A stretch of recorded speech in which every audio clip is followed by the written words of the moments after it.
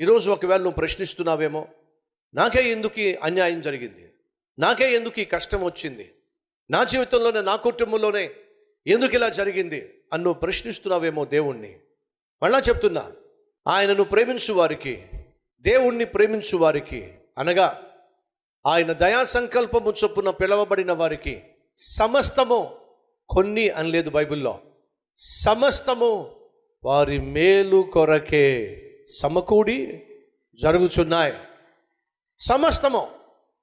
ఏమిటి? నాకు అన్యాయం జరిగింది. ఎస్, ఆ అన్యాయాన్ని దేవుడు అనుమతించాడు నీకు మేలు చేయడానికి, ఊహించని మేలు చేయడానికి. నీ జీవితంలో అన్యాయం జరిగిందా?